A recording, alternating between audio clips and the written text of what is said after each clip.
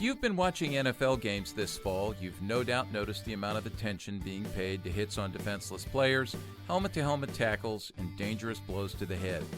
It seems like a growing number of fines and suspensions are being dished out. This is all part of our growing knowledge regarding the dangers of sub-concussive impacts and concussions. Thanks to the work of the Concussion Legacy Foundation, awareness is growing regarding our need to reduce blows to the head, particularly at the level of youth sports. In fact, the Concussion Legacy Foundation recently released a PSA challenging parents to put off tackle football until the age of 14. Since we need to steward the health of our children and teens, we must learn what we can about concussions and the degenerative brain disease known as CTE. We'll talk about the work of the Concussion Legacy Foundation with Chief Impact Officer Tyler Mayland and get a view from the sidelines with Athletic Trainer Sheila Mueller on this episode of Youth Culture Matters. From the Center for Parent-Youth Understanding, this is Youth Culture Matters. If you're a parent, youth worker, educator, counselor, grandparent, or anyone else who cares about kids, we're glad you've joined us for this practical, informative, and hope-filled podcast. This is a place where together we talk and think Christianly about the rapidly changing world of today's children, teens, and young adults.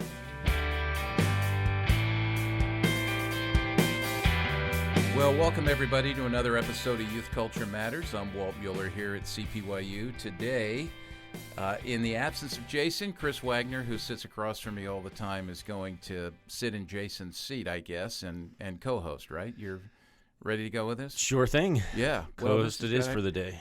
We are going to tackle a topic today, and by the way, no pun intended there, but there's a topic we want to tackle that we've been addressing for quite some time here at CPYU, and that is kids and concussions. There's been a lot of talk about this over recent years. I've done some reading on this and have been a little fascinated and quite frightened at times by what's being learned. And a lot of the research that's being done on the human brain now, not just in terms of the development of the human brain, the plasticity of the human brain, the way the human brain works, but also traumatic brain injuries and concussions in sports. There's been a lot of talk about that. Chris, we've done quite a bit. I probably once every 6 weeks we put up in our little 1-minute podcast, Youth Culture Today, the radio show, we address this. I think. We're constantly having to address this because it comes up in the news all the time. So over the last several years, I'd say at least once every 6 weeks.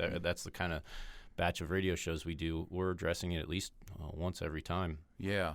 So I'm old enough to have been in college in the 1970s, and I know I've told you this story, Chris, and I remember this like it was yesterday because it left quite an impression on me. I was actually in the library at Geneva College studying one night and took a break. I was in the periodical room, and I just went to some of the medical journals that were I just had this weird fascination with that stuff, and I pulled one down that was the Journal of Psychological Medicine. Just happened to leaf through this, and I stumbled on this article. It was from 1973, and back in 76 was when I saw this. It was called The Aftermath of Boxing, and what really struck me about this was the photographs of the brains of normal people, like cutaways of the brains of normal people who were not involved in boxing, and then boxers, just a very small sampling of boxers who had taken continual blows to the head. In fact, I just read, I should have pulled this up. Just today, I believe in USA Today, there's a story that popped up about a boxer who was maybe 27 years old who died yesterday after taking a blow to the head, I believe in a boxing match on Sunday. I may have that wrong, but I know I spotted the article this morning. I should have printed that out. But as I read this, I was really struck by the fact that they were discovering this. And at the time, it was someone, they referred to a guy named, last name Maland, who introduced the term punch drunk into the medical literature back in 1928. He used it to describe, the article says, a tendency for experienced boxers to become unsteady on their feet and to move and think more slowly. And then by 1969, there was some more research that was being done showing that there was chronic brain damage occurring in boxers as a result of their careers. So the study that I read was looking at the neuropathological results in neuropathological studies of 15 ex-boxers. All that to say, this was being noticed a long time ago, and I actually remembered that. So when we started to talk about concussions here, I found someone to help me find that actual article, and so I have a printout of it. I've read it since. But what's been great in terms of pushing back on this is the work that's being done now by a group that's been around for a little while. We're going to hear more about, called the Concussion Legacy Foundation. So I've asked two people to come on and join us. One is actually first time we've had a family member on here. It's my daughter-in-law, Sheila, married my son, Josh. Sheila, how are you? Good. And she's probably a little nervous, but Sheila is the head athletic trainer at a large high school here in central Pennsylvania. Sheila, how long have you been there? Has it been about 10 years or? This is my 11th year. 11th year. So, and she's working with all the athletes, a lot of football players. They have a lacrosse team there, lacrosse players. Of course, we'll get into talking about, blows to the head with soccer balls and things like that. But you have, over the years, Sheila, had to deal with concussions and then the concussion protocols that you've instituted there. I guess the state has instituted. Just something about that real quick. So there was a bill that was actually passed in 2011, I believe. It's called Act 101, and they passed a bill not necessarily with concussion protocols per se, but tying in coaches, because a lot of there are schools that still don't have athletic trainers. So they're putting more of a liability on coaches being aware of it being a serious issue. And if you notice these symptoms, that the kid actually needs to be cleared by a medical professional. So that's one of the things that definitely came about when I was at Cumberland Valley, because all of our coaching staff had to take an online quiz. They still do every year. Even our volunteer coaches, they have to take a concussion test, basically educating them what a concussion is, symptoms to be aware of. So, because a lot of times we're not at every single athletic event. Now, football we are, but sometimes my back is turned helping with another injury. So coaches are aware of what to look for, and they will notify me of it. Yeah, which is interesting. When you say that, one of the things, I think it was in the film Head Games, which the Concussion Legacy Foundation has been a part of, some of the talk about missing some of the concussions because, trainers, medical staff on the sidelines at NFL games have their backs turned, and they're working with other players who have, that's why I believe they said that was when they started putting people up in the booth to basically watch out and look out for those types of things in case the trainers did have their backs to the field. Yeah. Joining us from, I believe, Boston today is Tyler Mayland. Tyler is the Chief Impact Officer for the Concussion Legacy Foundation, which we're going to hear about here in a minute. Tyler leads their strategy and execution on all their programs and communications for the Concussion Legacy Foundation. He has been with them since March of 2015, and before that he worked for 3 years in the front office of the New York Mets. He also worked in media relations with the Arkansas Razorback Athletic Department.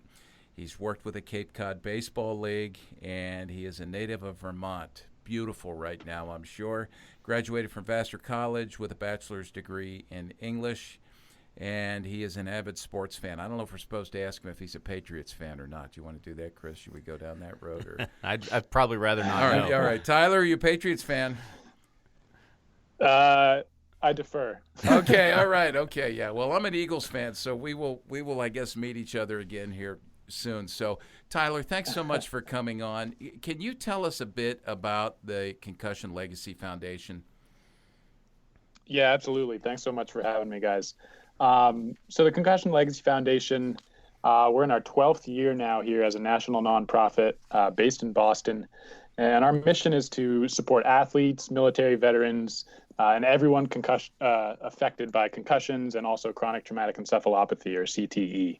So we're trying to achieve safer sports and safer athletes through education and policy work and innovation, and also ultimately to just end the disease CTE through prevention and research. So we're partnered here in Boston with the VA BU CLF Brain Bank, and really trying to push forward the research on CTE and brain injuries so that we can, create safer and smarter sports, especially for youth athletes. And the work really was spearheaded in the beginning by someone who had played football at Harvard, then entered the world of professional wrestling, Christopher Nowinski. Talk a little bit about his story and how he got teamed up with others, I think physicians who were starting to investigate this and treat this, and how, the Concussion Legacy Foundation grew out of that.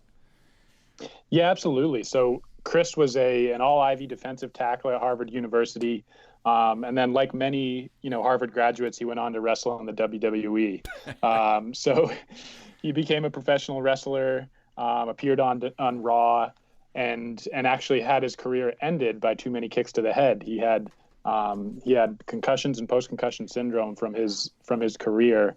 And so he had to step away and had some pretty severe symptoms, some post-concussion syndrome symptoms that, really affected his life. So he kind of went on a journey after that to figure out why this was happening to him. And he discovered a lot about the way, that we in the nation, in the sports world, react to concussions and maybe mishandle a lot of the concussions that happen. He wasn't aware of how he was supposed to rest and, take care of his brain after suffering concussions, whether it was playing football or wrestling. And so he said, well, if I'm not aware, how many other people aren't aware? So this really started a journey for Chris. He wrote the book Head Games, about football's concussion crisis. And finally, he ran into Dr. Robert Cantu, who was the first doctor who could really help him with his symptoms. And so Dr. Cantu's, a world-renowned neurosurgeon and one of the great concussion experts in the world. And Dr. Cantu helped Chris realize how many concussions he had, how many times he was playing or fighting through brain injuries when he shouldn't have been. And that really turned things around for Chris. And so they actually paired up to co-found the Concussion Legacy Foundation together. And it really started with getting brains to research both concussions and the emerging long-term disease of CTE, which, we really didn't know much about those, 11, 12 years ago when things were first starting. But now we've built a brain bank of over 800 brains. It's become an enormous, obviously, issue in the sports world. And so it really started way back then when Chris and Dr. Cantu teamed up to found the organization and then partnered in Boston with Boston University, the VA, Dr. Ann McKee, to really form, our biggest research center to study this. Now, explain a little bit about what CTE is. I know that we're familiar with it here because we've talked about it, we've read about it. I've read the book Head Games. And by the way, for all our listeners, we'll include links to every resource that's mentioned here, including the book Head Games and also a film you can watch based on the story of, a documentary based on Chris Nowinski's story, Dr. Cantu, and others. It's a fascinating film and very informative. That's called Head Games as well. And the film does talk about CTE, but can you talk a bit about CTE and explain exactly what you all have learned about that? Yeah, absolutely. So CTE is a degenerative brain disease that's found in athletes, military veterans, and others with a history of repetitive brain trauma. So it forms when a protein called tau kind of forms clumps that slowly spread throughout the brain, killing brain cells. And that's why it's a degenerative disease. It is not a concussion. Those two are very different things. And what we're continuing to find about CTE is that it's correlated with those repetitive hits to the head. So, how many years did you receive hits to the head? How many hits did you take? And not, did you have one really large concussion or one big, car accident where you had a brain injury? We're really finding that CTE is caused by repetitive hits to the head. Now, is that those repetitive hits to the head, is that what is referred to as sub-concussive impacts? Yeah, absolutely. So a concussion is a brain injury that basically causes symptoms, right? You find that, balance instability or short-term memory loss or a headache or, sensitivity to light or noise, all of those things we know as concussion symptoms.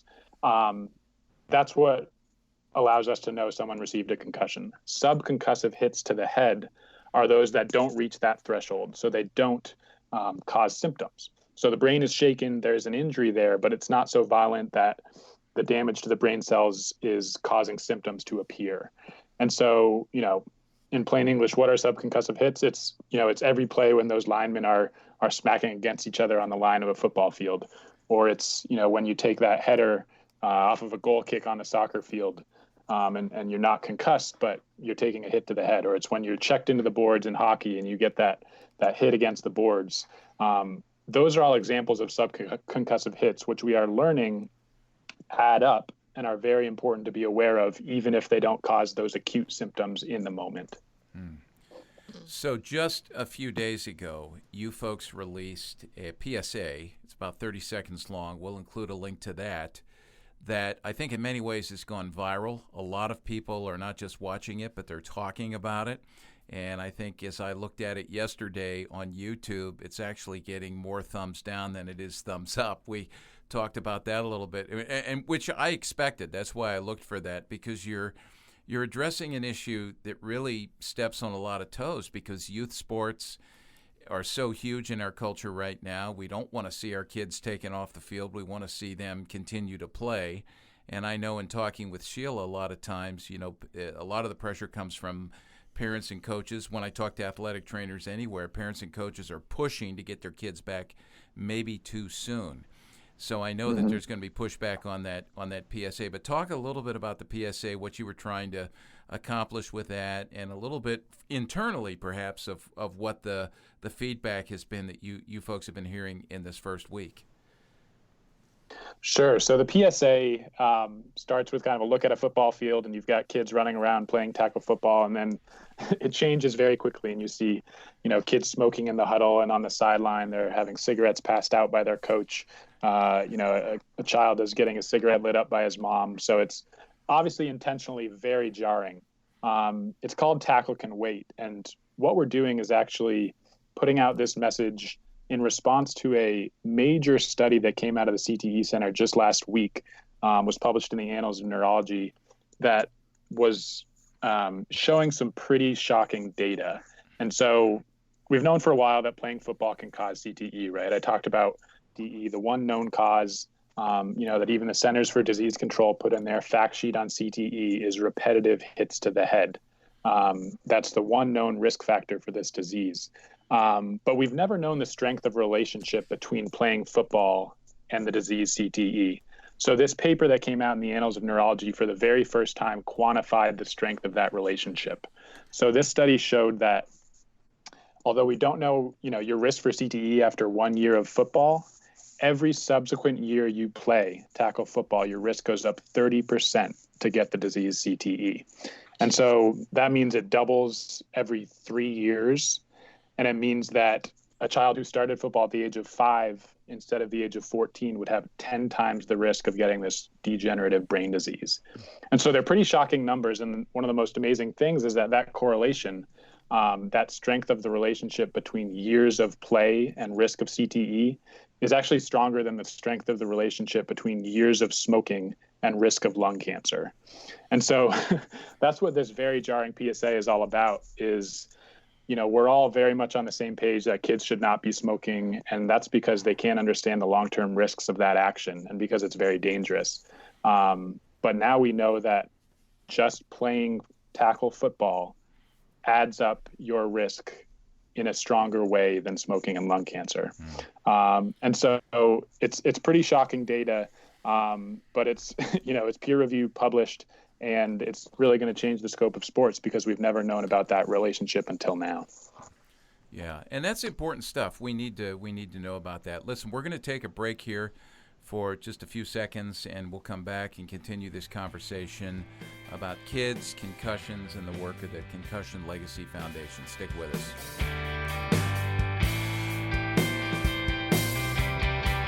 Someone once told me that readers are leaders and leaders are readers. I'm convinced that one of the most important disciplines for youth workers and parents is reading. I've also found that reading and discussing books together has helped me not only stay on a reading schedule, but to consider things that I might not have noticed on my own. That said, I want to invite you to join a reading community where together we read noteworthy and provocative books on important matters related to faith and culture. Our CPYU Reading and Discussion Group can be found on Facebook. Almost 500 people are a part of the group, and we'd love to have you join us. We read and discuss one book every 2 months. Just search on Facebook for the CPYU Reading Discussion Group and then request to join. I'd love to have you join us.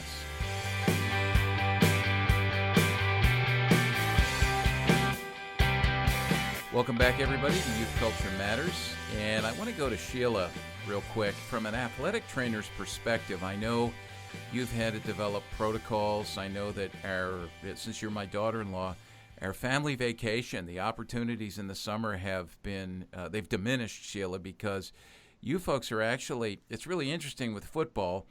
You're starting earlier because you have concussion, like protocol testing or baseline testing, I think you call it.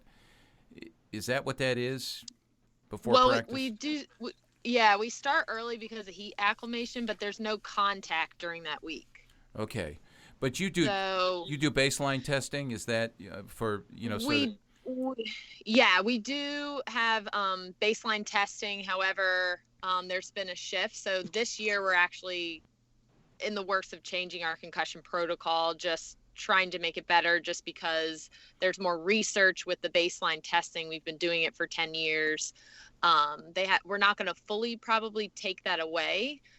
The baseline testing we'll probably take away, but we're still going to do post injury testing. We're still in the works with like meeting with certain physicians and discussing that. But, I was looking, I've been recording data on concussions the past 3 years. And I don't know if I was just writing this down last night. The past 9 weeks, this is just the past 9 weeks this fall when football and all the other sports started, because football really didn't start contact till the second week of August. But the past 9 weeks, there's been 29 reported concussions. 19 of those were males, 10 females. 14 out of the 19 males were football players. 6 of them were in games, 9 were in practices. I don't know if I was just just jotting this stuff down because I've been keeping track of data because I had to report it to a newspaper 3 or 4 years ago. So I've just been keeping track just for my own, I don't know. It's just interesting. I feel like that each year I feel like there's a little bit better education every year. Some parents are jumping on board. They're more aware of it. They're concerned. I've had a lot of questions I get from parents are, do you think he should continue to play? This is his second or third one.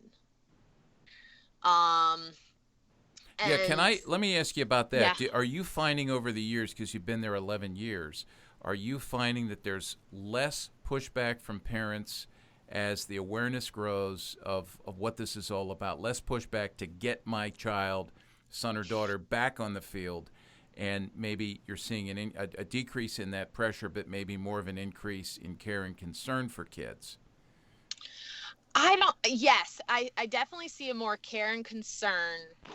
There still is this element in there of questioning if they're telling the truth. You're talking about the students themselves, the players. If the player is actually being honest, they're almost lying about having symptoms just because they don't want to play. Yeah. Which is crazy. But I would say the concern is higher. There's still things that surprise me. So recently, yesterday, I was connected with a parent who was concerned about their daughter with a concussion. She's in 7th grade, softball player. They don't have an athletic trainer at the middle school level at this certain particular school. So I was connected through one of our coaches to just try to give this mother advice. So what I found interesting in our conversation, the parents still dropped this tournament coming up and all of these college recruits are going to be there. And I just looked at the mom and I said, she's in 7th grade. Yeah. Sometimes I'm still surprised by that. and maybe it's just my perspective on things. Like, even though I love athletics and I love sports and love what I do, I don't find my, like, if I was an athlete myself, I wouldn't find my identity and purpose in the sport. Yeah. And I think, like what you were saying, well, like the parents are living through their kids and pushing their kids. And so I still get surprised by that at times. It's not often, I will say. Like, I don't get pushback from parents. I more so get jokes. Like, I'll get a joke saying like, well, I got dinged in the head when I was, it's certain comments, but I don't laugh.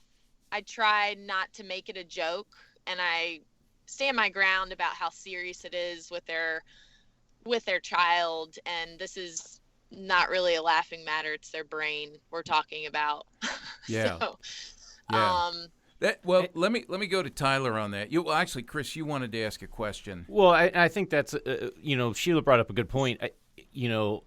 This, just because we're pointing out research and the Concussion Legacy Foundation is pointing out research that is just informing us of the dangers of this, that doesn't mean any of us are anti-football, anti-sport, we're looking out for the health and well-being of kids.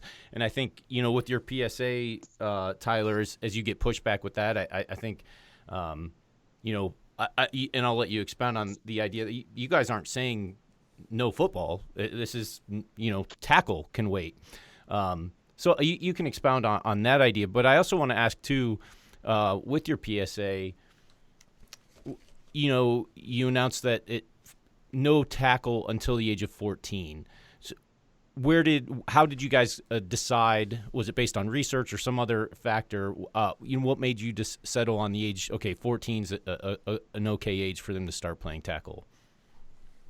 Yeah, absolutely. So to address your first question, yes, this is very much a campaign about delaying the age at which, we have our children start playing tackle football. So tackle can wait. It's not anti-football. And we're very much in favor of kids playing flag football or other sports when they're younger, as long as those sports don't involve repetitive hits to the head. So, like you were just talking about, Sheila, sports are supposed to be fun, especially for kids. They're supposed to go out and run around and have fun and get exercise. And so really the core message here is that we don't need to be exposing those 8, 9, 10-year-olds to risk of a long-term brain disease just in the name of having fun. And there are alternatives to that, like flag football, where you can still learn the game and be athletic and get exercise and not be, exposing yourself to risk. In terms of the age of 14, there's no absolutely perfect age. It's actually, it's kind of similar to smoking. The age has been 18 for a while, where we're allowing, people to buy cigarettes. In some states it's 21 right now. There's no perfect age, but we settled on the age of 14 for a variety of reasons. First of all, the brain is going through pretty amazing developments and growth between those ages of 10 and 13.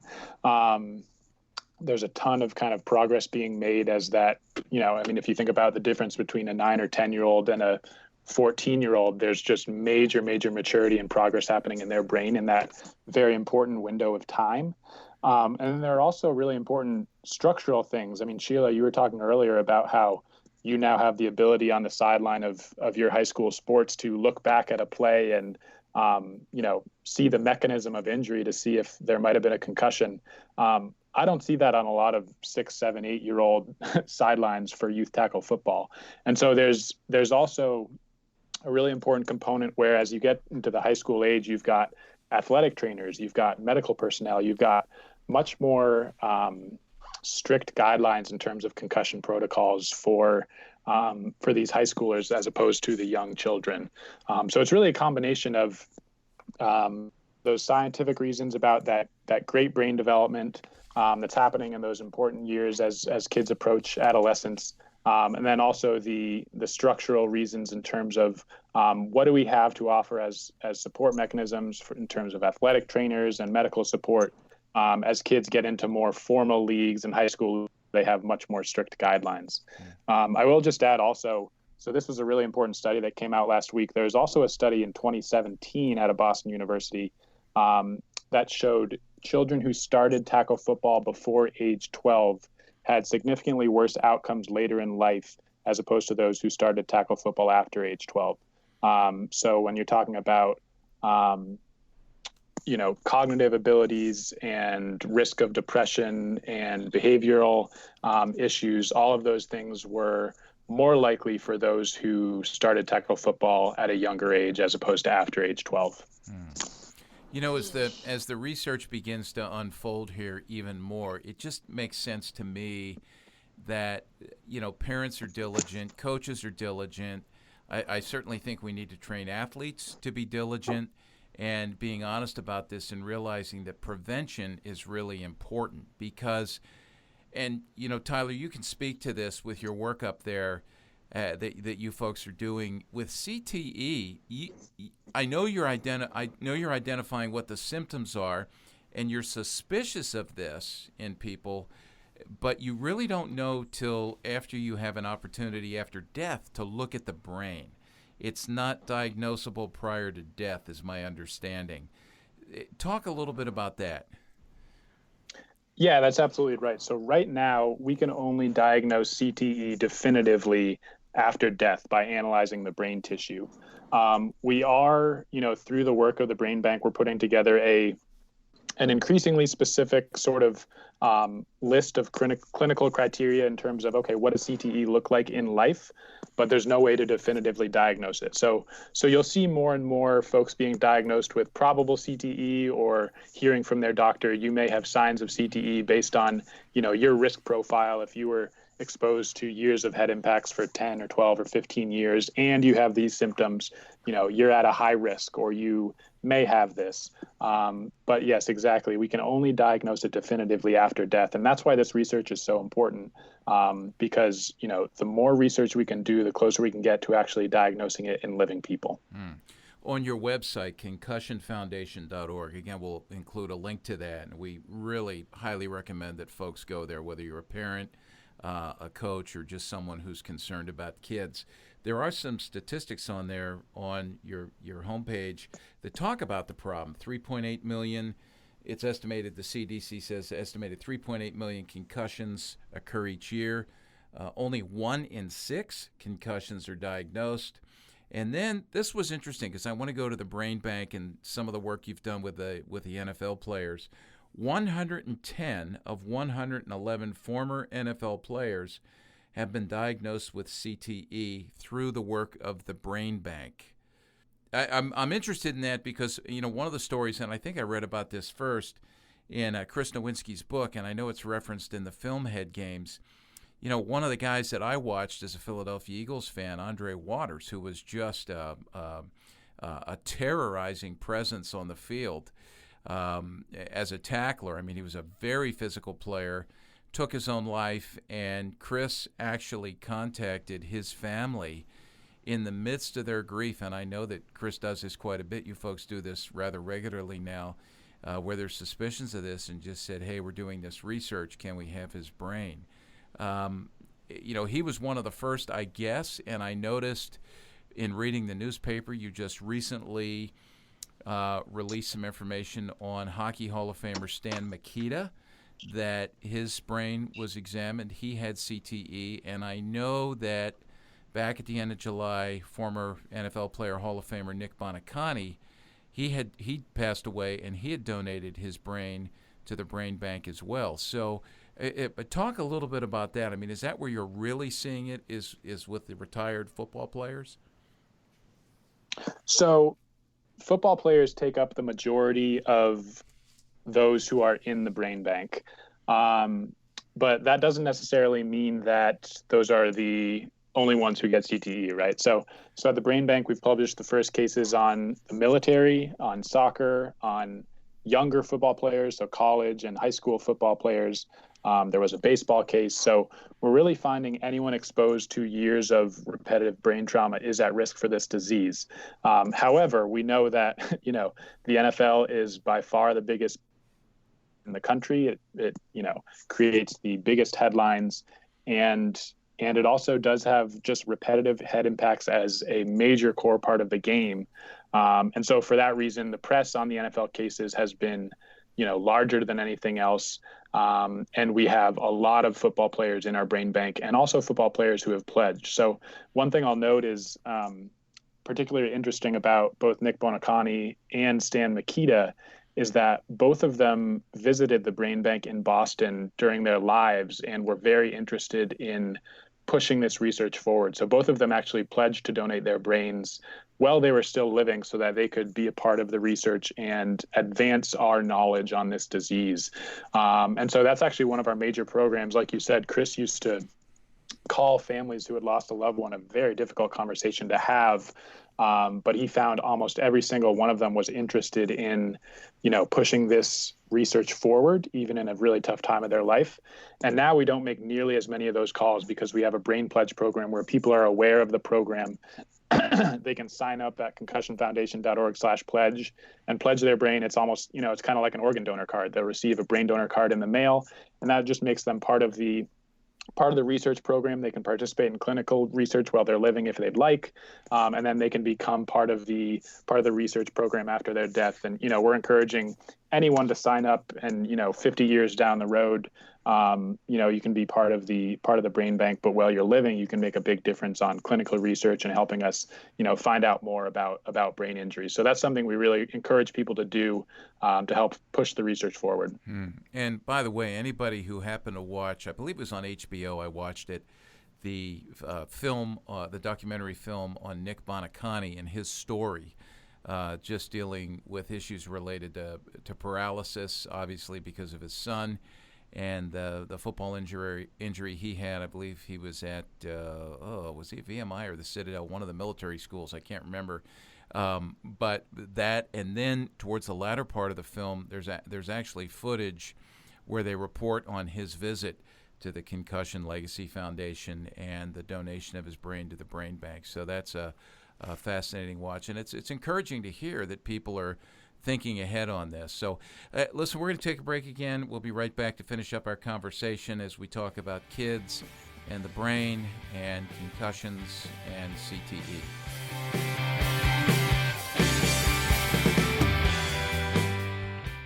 Here at CPYU, we want to help you help parents stay up to date on today's youth culture.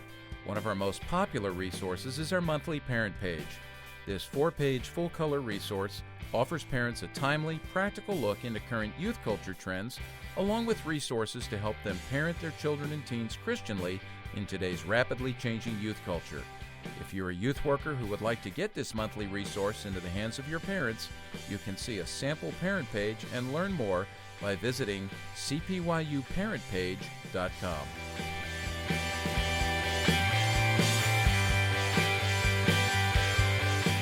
So to continue this conversation, Tyler, I want to jump in with you again real quick. And I know that you folks up there at the Concussion Legacy Foundation, you're not just providing research. One of the things I really appreciate is, as I read about what you're doing, as I watch what you're doing, even as we watch the film, there's just deep care and concern for people and a heavy emphasis on prevention. Obviously, that's the biggest thing with this. So what are some of the recommendations, that you're making above and beyond, waiting with football, tackle football till the age of 14, which we've already talked about? What are some of the recommendations you folks are making to coaches and to parents? Yeah, I'll list a couple of things here. I mean, certainly with regard to youth sports, our number one recommendation for parents is to enroll their children in sports that don't have repetitive head impacts. So that's what Tackle Can Wait is all about. But also we want parents, looking at whether their kids are heading in soccer. U.S. Soccer did provide regulations where kids can't head under age 11 anymore. No checking in hockey for young children. And again, USA Hockey has a rule, no checking under age 13. So some sports are really coming around in that regard.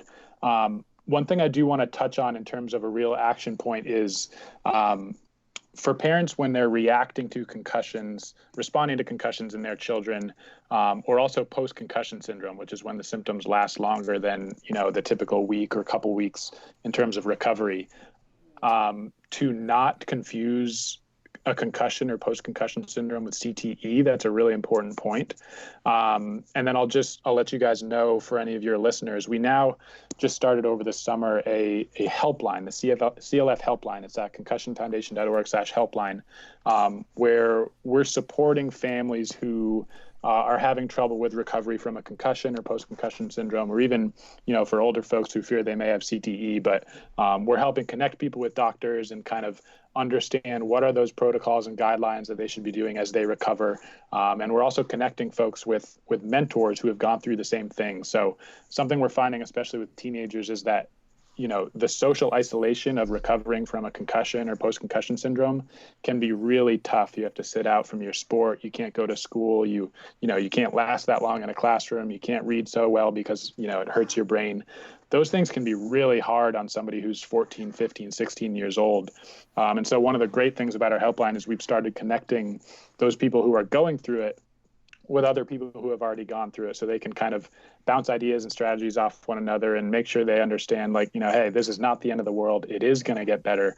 And here are some things that helped me. So that's a really important thing that we've been doing recently, especially for parents and teenagers who are in youth sports. Mm-hmm. I think that's a really good word, especially for our audience that, falls under the youth worker category, is to hear that kids that are going through this they can feel really isolated during this time, and and even isolated by perhaps their peers, like wondering, hey, are you really that hurt? Shouldn't you're not here out, you're not coming out for the team, you're letting us down. So so to be there to walk alongside our teens when they're dealing with these things and might feel isolated and might really be struggling in not just the athletic area of their life, but other areas too, because of the concussion, to walk alongside them is really important. Yeah, that's a good point, Chris.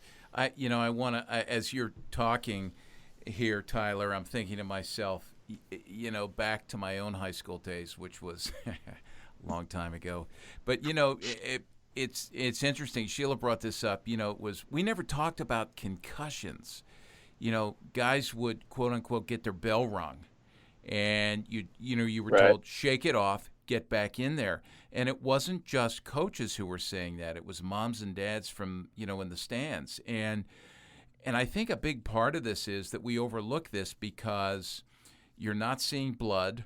You're not seeing a bent appendage, like an arm or a leg. You're not seeing a bone sticking out. It is something that, by and large, is not seen but needs to be understood. And so I think we need to be really sensitive to this. And this year in the NFL, it just seems to me, I don't know if it's just because we're more diligent about this or we're paying attention, but some of the hits, the targeting calls, even at the college level, we just seem to be so much more aware of this. And I think, too, there have been some pretty extreme cases in the NFL. You think about the Steelers quarterback who got hit in the chin and just went down in a heap. As you watch that, it does remind you just how dangerous this actually is. So, Sheila, I want to ask you, do you have any recommendations for parents as an athletic trainer, a couple of, quick bullet points that you would throw out at parents? We tend to communicate to our parents on a regular basis. Once a kid is diagnosed with a concussion, I have a take-home sheet that I give parents or talk to them about it, and I go through the entire sheet. Just signs and symptoms to watch for that are more severe, that they should go to the emergency room. But that it's a serious matter at the same time, even though it might be symptoms like a head cold. And I think that's where players too, I can play if I'm sick or have bronchitis or whatever, and it's similar. It'll have some of the same symptoms, even dehydration, as that of a concussion. So kids will say like, oh, I can play through this. I can play through this.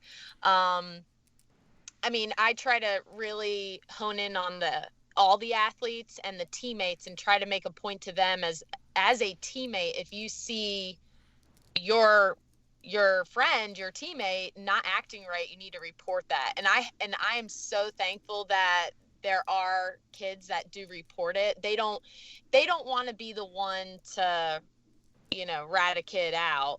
So I'll make sure I'm not like throwing them under the bus, but it does show that there are kids at a high school level, they are concerned about their friends. Yeah. And so even though, yeah. Yeah, what you're saying is you really need to build that culture where you instill in kids a sense of looking out for each other, and then in parents as well. We are going to communicate well with you, and we really need your support to keep your kids safe. I think one of the things that is a takeaway for me from this is to think about the long term. One of the trends we talk about here at CPYU when we're talking to parents and youth workers is that in today's world, I mean, kids have always been like this, I was like this, but it's even more so encouraged to live in the moment. And so we don't think a whole lot about the past and what we can learn from the history, and we don't think a lot about what tomorrow or a month or 10 or 20 or 30 years might bring. We live in the moment. And when I look at the work of the Concussion Legacy Foundation with this brain bank, I'm now of an age where I'm watching these guys pass away who were guys I watched play these different sports, and they're a shadow of themselves. And it's not so much just the aging process, which we know, does a number on us, but it's the aging process plus the fallout from the continued blows to the head. And that's where, I would say to parents, you've got to help your kids think ahead. You have to think ahead for them. One of the things we say here is with the brain, frontal lobe, last part of the human brain to get fully formed, 24, 25 years old, responsible for executive functioning, decision-making, impulse control. And I often say to parents when I'm training them, you need to be the frontal lobe for your teenager. You need to make those decisions. So we would encourage parents with that as well. Tyler, I want to jump back to you just as we finish up. I know that the website you folks have is a great website. Could you just highlight some of the resources people can find there?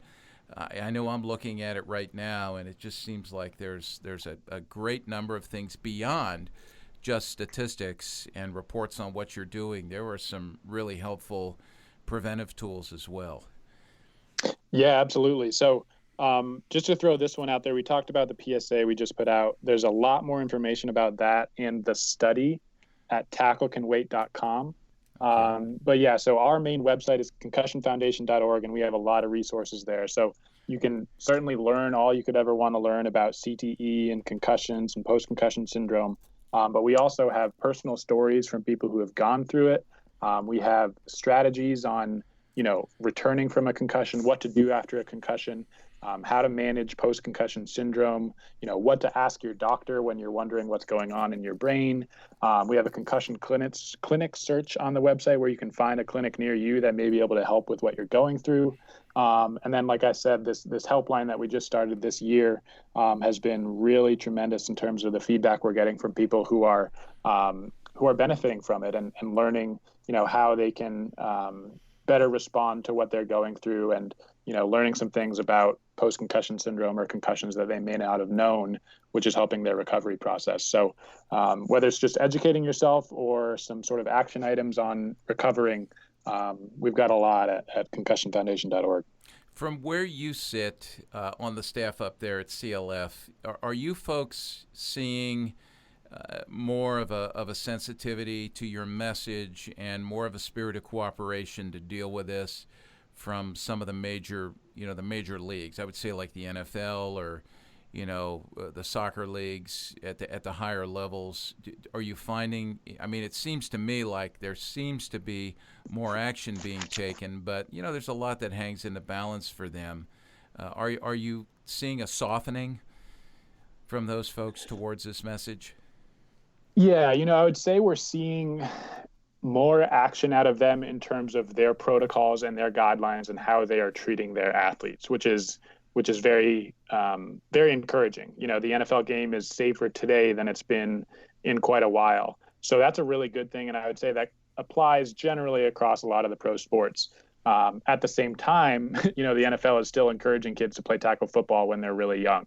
And so there's a little bit of a disconnect there where they're they're having their quarterbacks, like you said, suffer extremely serious brain injuries on the field, and they're treating them the right way, but then they're also recruiting kids to play when they're really young and be at risk for the same type of injuries, where they don't have a paycheck or the medical personnel to help them in the same way. So we're really still trying to push that youth message. But certainly the higher level of leagues have improved in terms of practice protocols and guidelines in the games, and are doing a better job in terms of their response to concussions. Yeah. Is there anything you folks are working on that's not secretive that you can tell us about that's coming down the road? Maybe things that would be helpful to practitioners like Sheila as an athletic trainer, or to parents, resources for parents. Is there anything we can look forward to? Yeah, well, I'll tell you one program that certainly applies to Sheila's work, and you guys were actually kind of alluding to it earlier without even naming it, which is our Team Up Speak Up program. So it's not a new one.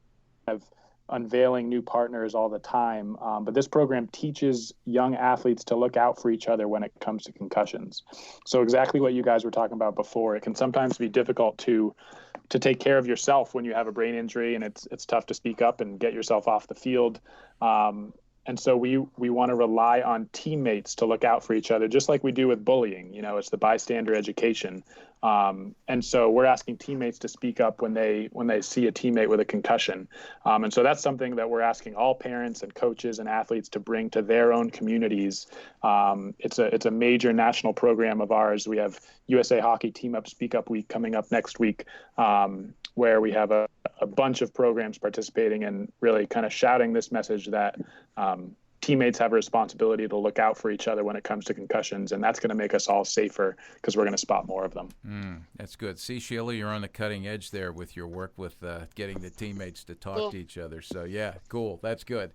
So this has been a great conversation. I want to remind our listeners that everything that's been mentioned here today and anything else we discover that will be helpful to the conversation in terms of resources and follow-up, we will post on the homepage, cpyu.org, for this particular episode of Youth Culture Matters. Just scroll down underneath the player. There will be links to everything, including the Concussion Legacy Foundation, which you'll find at concussionfoundation.org. Tyler, off the top of your head, that phone number that you were alluding to, do you know what that is? We can include that. The helpline? Yeah, the helpline. That's it. Yeah, so that's an online submission. So you just go to concussionfoundation.org/helpline. Okay. All right, great. And I think folks can navigate that as well if they just go to your website. So excellent. Yeah. Sheila, thank you. Yeah. I guess I'll see you maybe this weekend at some point. I don't know. We'll get to see our grandkids. This is great having a family member on here. And I want you to be sure to tell that husband of yours to listen to this because, he begged to play football when he was, 5, 6, 7 years old. And I was telling Chris here today, we didn't let him until he was in 8th grade. And it wasn't necessarily because of this. It wasn't necessarily because of this. It was some of the coaching that I saw on the sidelines. And I don't think that would have helped with this issue either. So, and I think he realizes that because he's gone on to coach as well. But so thank you, Sheila. Tyler, it's so great to have you on here, and I really want to continue this dialogue with you. We'll tap in again in the again. There's another wrestling, right? Tap in, tap out. But we'll tap in with you. We'll tap in with you at some point in the future as things develop up there. It's just awesome to hear what you're doing, and we really want to encourage you in your work. It is valuable and necessary. So thank you to everybody up there. So for everybody who's listening. Thanks, Tyler. For everybody who's listening, thanks for tuning in, and spread the word about this. Share it with friends, like it, give us a good review wherever you listen to your podcasts, and we will talk to you next time on the next episode of Youth Culture Matters. Thanks for joining us for Youth Culture Matters, a podcast from the Center for Parent-Youth Understanding. If you'd like to learn more about today's youth culture, visit our website at cpyu.org. And if you have any questions, comments, or feedback, email us at podcast@cpyu.org.